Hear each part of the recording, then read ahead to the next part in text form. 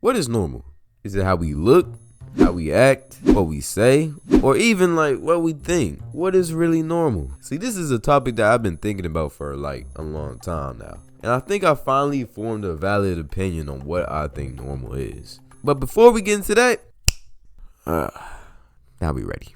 I think normal is a concept that's different from region to region or even person to person.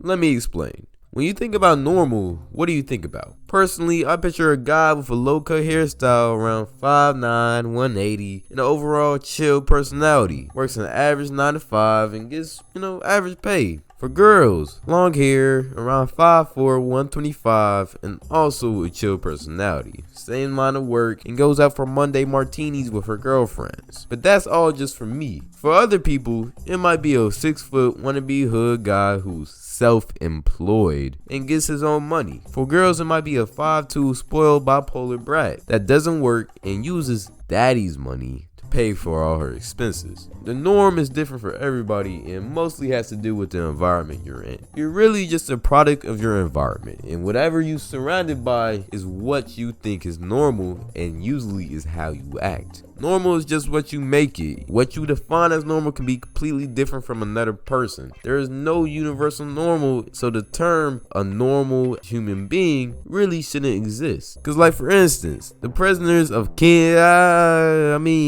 happy, hard-working, well-fed citizens of North Korea view normal completely different than the people in England. Their normal is a lot worse, more value than the peasants of England. But anyways, TED Talk over. Now for the juicy stuff. Let's go.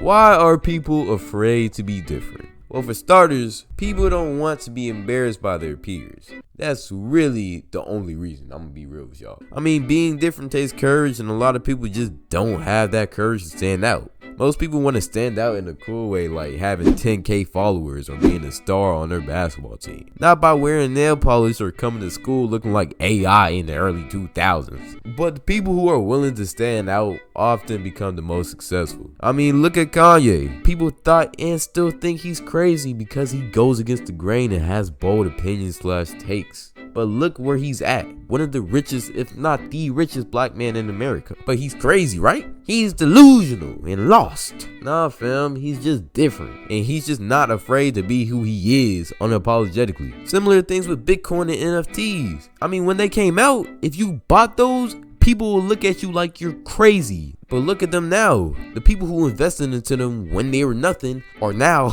millionaires. But again, hindsight 2020 or whatever that saying is, I don't know. Now I can go on and on about different nitpicking factors and like how all these YouTubers be doing to stretch out their videos. But I'm gonna be real. That's the only point. People are just afraid to be embarrassed and made fun of by their peers. But I'm telling you, once you get over that little pride factor, you can do whatever you want. You following the path of everybody else is just going to lead you with everybody else. But you know what? That's not a bad thing. There is nothing wrong with being normal. Like, if you are more comfortable and happier that way, by all means, do that. Like, you don't have to be different and you don't have to be normal. Just do what you want to do. We live in a free world. If you can, do what you want, bruh. You only get one life and you trying to uphold to these standards is just gonna make you miserable. So what if people think you're crazy? This ain't their career, it's yours. You the main protagonist in your story, my boy. But anyways, in conclusion, I just kind of gave it a conclusion, but I'm gonna give it again. Do what you want, do what makes you happy. It's a free world unless you live in North Korea. Thank you and goodbye.